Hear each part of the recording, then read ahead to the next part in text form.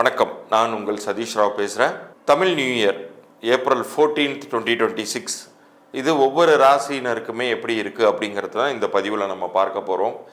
இந்த வருஷமுமே ஏகப்பட்ட கிரக பயிற்சிகள் அப்படிங்கிறது நிகழவே போகுது. அது ஆல்ரெடி ஒன்று நிகழ்ந்துருச்சு. மார்ச் மாதமே சனிப்பெயர்ச்சி அப்படிங்கிறது வாக்கிய பஞ்சாங்கம் படி பரிபூர்ணமாக மாறிடுச்சு அப்படின்னு சொல்லலாம். அதே மாதிரி இப்போ ஜூன் மாதம் குரு பயிற்சி அப்படிங்கிறது வரும். அதன் பிறகு ராகு கேது பயிற்சியும் நிகழப்போகுது. ஆனால் ஒட்டுமொத்தமாக இந்த வருஷம் ஒவ்வொரு ராசியினருக்குமே எந்த மாதிரியான நன்மைகளை தரப்போகுது அப்படிங்கிறத ஒவ்வொரு பதிவுலையுமே ரெண்டு ராசியாக ஒரு சீரீஸாக இதை நம்ம எடுத்துகிட்டு போகிறோம். அதனால் கவனமாக பாருங்கள். அதே மாதிரி இந்த பகுதியின் இறுதியில் உங்களுடைய வாழ்நாள் முழுமைக்குமே நீங்கள் நல்லா வாழ்வதற்கான குறிப்புகள் பற்றி எண்கணித ரீதியாக நான் சொல்லக்கூடிய பரிகாரங்கள் பற்றியும் நான் சொல்ல போகிறேன். அதில் இலவச எண்கணித, அதாவது எண்கணிதம்ங்கிறது நியூமராலஜி பிளானட்டரி பொசிஷன்ஸ் ரீதியாக கிடையாது. நியூமராலஜி ரிலேட்டடாக உங்களுடைய பிறந்த தேதி அதனுடைய அமைப்பு பற்றியெல்லாம் நான் நிறைய விஷயங்கள் சொல்ல போகிறேன். இந்த பதிவை முழுசாக பார்த்து நீங்கள் அதன் பலன்களை நீங்கள் பெற்றுக்கொள்ளலாம். மீன ராசியை பொறுத்த வரைக்கும் இந்த காலகட்டம் அப்படிங்கிறது உங்களுக்கு கொஞ்சம் கவனமாக இருக்க வேண்டிய காலகட்டமாக தான் இருக்குது. ஏன்னா ஜென்மத்திலேயே இப்போ சனி வந்திருக்கார் இல்லையா. ஜென்ம சனி அப்படிங்கிறது சாதாரண விஷயம் இல்லை. அது கிடைப்பதற்கு நிறைய பொறுமை வேண்டும். உங்களுக்கு நிறைய சிரமங்கள் உருவாகும் தான், நான் இல்லைன்னு சொல்லலை. ஆனால் அதிகப்படியான கடன்களை வாங்க வேண்டாம். உங்களுக்கு அப்போ என்ன தேவையோ அதை மட்டும் வாங்கிட்டு நீங்கள் உங்களுடைய பிரச்சனைகளை நீங்கள் சால்வ் பண்ணிட்டு வந்தாலே இந்த 2 வருஷ காலத்தை எளிதாக கடந்து விடலாம்.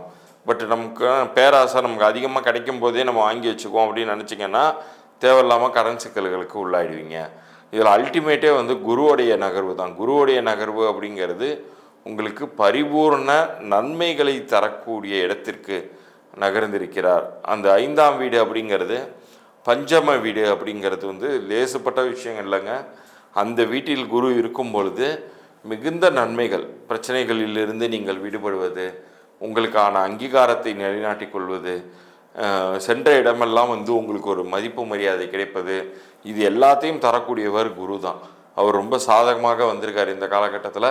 ஸோ எந்த அளவுக்கு நீங்கள் எஃபர்ட்ஸ் போடுறீங்களோ அந்த அளவுக்கு நீங்கள் வெற்றி வாய்ப்பை பெற்றுக்கொள்ளலாம். உங்களுடைய பரிகாரமாக நான் சொல்ல நினைப்பது, நீங்கள் கெட்டது நடக்கும்போது மட்டும்தான் நம்ம கடவுள்களை போய் பார்க்கணுங்கிறது கிடையாது. நல்லது நடக்கும்போதும் நீங்கள் சென்று பார்க்கலாம். நீங்கள் தஞ்சாவூர் அருகில் இருக்கீங்க அப்படின்னீங்கன்னா நீங்கள் இந்த மீனராசிக்குரிய ஸ்தலம் அங்கே இருக்குது. குருவுக்கான ஸ்தலம் இருக்குது. ரொம்ப ரொம்ப பவர்ஃபுல்லான பிளேஸு. அப்படி போக முடியல, அவ்வளோ தூரம் போக முடியல அப்படின்னா உங்கள் வீட்டிலேக்கு அருகிலேயே இருக்கக்கூடிய ஜீவ சமாதி கோயில்களுக்கு நீங்கள் சென்று வரலாம்.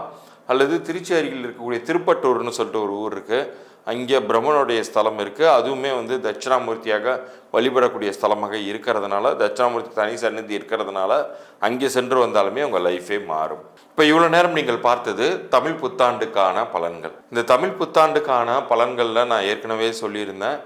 எண்கணித ரீதியாக வாழ்நாள் முழுமைக்கும் நம்ம நல்லா இருக்கிறதுக்கான விஷயம் என்ன பண்ணணும் அப்படிங்கிறத நான் சொல்ல போகிறதா சொல்லியிருந்தேன்.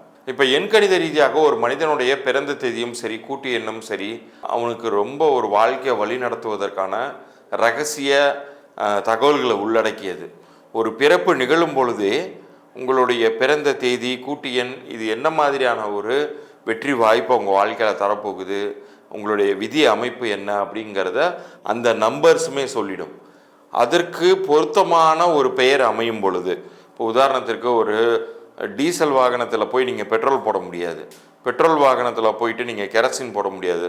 போட்டிங்கன்னா என்ன ஆகும்? வண்டி நகராது, வீணாக போயிடும், இன்ஜினே மற்றபடி மொத்தமாக சீஸ் ஆகும் இல்லையா. அது மாதிரி தான் லைஃப்லையுமே உங்களுடைய உடல் எனும் எந்திரத்தை இயக்கக்கூட மந்திரமாக உங்களுடைய பெயர் செயல்படும். அந்த எந்திரத்தினுடைய சரியான பெயர் மந்திரம் என்ன அப்படிங்கிறத எதை டினோட் பண்ணணும்னா உங்கள் பிறந்த தேதி டினோட் பண்ணும். ஸோ தற்போது உங்களுக்கு லைஃப்பில் இந்த பயிற்சியில் அது நடந்துடும் இது நடந்துடும்னு எல்லாம் சொல்கிறாங்க சார், ஆனால் எனக்கு ஒன்றுமே நடக்கலை அப்படின்னு புலம்பிகிட்டு இருக்கீங்களா? இப்போ இந்த பதிவு உங்களுடைய இஷ்ட தெய்வமோ நீங்கள் வணங்கக்கூடிய குலதெய்வத்தினுடைய அருளோட உங்களுக்கு காண கிடைச்சிருக்குன்னு நினச்சிக்கோங்க. இந்த வருஷம் உங்களுடைய லைஃப்பில் வெற்றியை நோக்கி நீங்கள் செல்வதற்கான வாய்ப்பை இறைவன் வழங்கியுள்ளார் அப்படிங்கிறத நினச்சிக்கோங்க. உங்களுடைய பிறந்த தேதி, உங்களுடைய பெயர், இது ரெண்டுத்தையும் கீழே தர்ற வாட்ஸ்அப் எண்ணிற்கு எனக்கு அனுப்பிச்சி விடுங்க. அதே போல் யாராச்சும் வியாபாரம் பண்ணிகிட்ருக்கீங்க, வியாபாரம் சரியாக போகலை அப்படின்னு சொன்னீங்கன்னா உங்கள் வியாபார பேரையுமே அனுப்பிச்சி விடுங்க. குழந்தைக்கு ஏதாச்சும் பேர் வச்சுருந்தீங்கன்னா அதையுமே அனுப்பிச்சி விடுங்க. இதில் எது சரியாக இருக்குது சரியாக இல்லை அப்படிங்கிறத நான் முதல்ல ஒரு இலவச பொது பலன்களாக நான் அனுப்புவேன். அப்படி சரியாக இல்லைன்னா என்ன செய்யணுங்கிறத நான் தெளிவாக ஒரு பதிவு அனுப்புவேன். அது இங்கே தேவைப்பட்டால் அந்த கட்டண சேவையை எடுத்துக்கொள்ளலாம். முதல்ல நான் சொல்லக்கூடிய அந்த பொது தகவல்கள் பொருந்தி இருக்கா அப்படிங்கிறத நல்லா காது கொடுத்து அனலைஸ் பண்ணி பாருங்கள். விருப்பப்பட்டால் அந்த ஒரு எண்கணித பரிகாரத்தை நீங்கள் எடுத்துக்கொள்ளும் பொழுது நிச்சயம் சொல்கிறேன், உங்கள் லைஃப்பில் எல்லா காலகட்டத்திலையுமே பயிற்சி காலங்கள் உங்களுக்கு சாதகமாக இருந்தாலும் சரி, பாதகமாக இருந்தாலும் சரி, நீங்கள் லைஃப்பில் நல்லா இருக்கிறதுக்கான ஒரு வெற்றி பாதையை அது உருவாக்கி கொடுத்துவிடும். ஆனால் அது எல்லாருக்கும் அவ்வளோ சீக்கிரம் கிடச்சிடாது. குலதெய்வத்தினுடைய அருள் இருப்பவர்களுக்கு மாத்திரமே அது கிடைக்குது. இது என் அனுபவத்தில் கண்ட உண்மை. நிச்சயம் உங்கள் வாழ்க்கை மாறும் எண்கணித பெயர் அமையும் பொழுது. மீண்டும் அடுத்த சுவாரஸ்யமான ஒரு பதிவில் சந்திப்போம். நன்றி, வணக்கம்.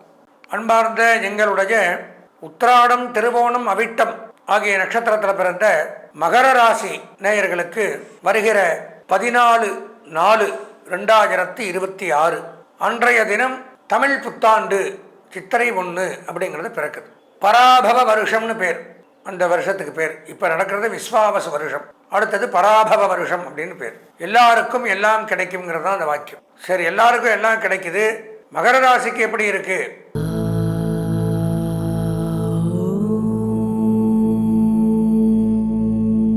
அன்பார்ந்த எங்களுடைய பூரட்டாதி, உத்திரட்டாதி, ரேவதி ஆகிய நட்சத்திரத்தில் பிறந்த மீனராசி நேயர்களுக்கு வருகிற 14/4/2026 அன்றைய தினம் நடக்கக்கூடிய புத்தாண்டு, அதாவது தமிழ் புத்தாண்டு, மங்களகரமான பராபவ வருஷம் சித்திரை மாதம் பிறக்குது. தமிழ் புத்தாண்டு ஒரு வருஷத்துக்கு பராபவ வருஷம் தான் பேர். சரி, இந்த பராபவ வருஷத்துக்குன்னு தனியாக ஏதாவது பலாபலன்கள் இருக்கா அப்படின்னா இல்லை. பராபவ வருஷத்தில் 9 கிரகங்களும் எங்கே இருக்கோ அதெல்லாம் வச்சுத்தான் நாங்கள் பலன்கள் சொல்கிறோம். அந்த 9 கிரகத்தில் பார்த்தீங்கன்னா சனி, குரு, ராகு, கேது முக்கியம் வாய்ந்தவை. வருடக்கணக்கில் பயிற்சியாகக்கூடியது. இந்த ஆண்டில் சனி பயிற்சி முடிஞ்சுது கடந்த தமிழ் புத்தாண்டுலேயே. இந்த தமிழ் புத்தாண்டில் குரு பயிற்சி நடக்கும், ராகு கேது பயிற்சி நடக்கும். அதை வச்சு பார்க்கும் பொழுது எப்படி இருக்கு? இப்போது மீனராசி அப்படின்னு பார்த்தால் சனி பகவான் தற்சமயம் பயிற்சியாகி உங்கள் ராசியிலே உட்கார்ந்துருக்கார். ஜென்மச்சனின்னு பேர். சனி பகவான் ஜென்மச்சனியாக விளங்கும் பொழுது நன்மை நடக்குமா? தலைமையிலே சனி விரிச்சு ஆட்டி வைக்குமா? எப்படி நன்மை நடக்கும்? நடக்காது. அலைச்சல், துன்பம், துயரம், வேதனை, சங்கடங்கள், மன உளைச்சல், பொருளாதார விரயங்கள், கஷ்ட நஷ்டங்கள், பிரிவுகள், மன வியாகுலங்கள், பயங்கள், வருமான குறைவு, வேலை செய்ய முடியாமல் தவிப்பது, பசியின்மை, தூக்கமின்மை, நோய் நொடிகள், சுகர், ப்ரெஷர் இதெல்லாம் அதிகமாகிறது. இந்த மாதிரிலாம் ஏற்படுத்துவது. உடல்நல ரீதியான பிரச்சனைகளை கொடுப்பார். ஏதோ ஒரு டாக்டர்கிட்ட போயிட்டே இருக்கணும் ஏதோ ஒரு பிரச்சனைக்கு.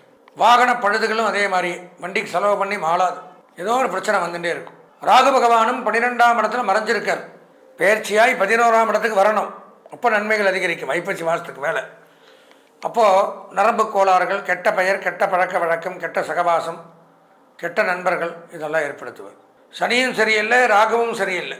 குரு பகவானை பார்த்தீங்கன்னா அர்த்தாஷ்டமத்தில் இருக்கார், 4ஆம் இடத்துல. இடமாற்றம், தொழில் மாற்றம், வேலை மாற்றம், பொருளாதார விரயங்கள், களவு போகுதல், பெயர் கெட்டு போகுதல் இதெல்லாம் நடக்கும். ஆனால் பயிற்சி ஆவார். எப்போ? வைகாசியில் பயிற்சியாகி 5ஆம் இடத்துக்கு வந்துடுவார்.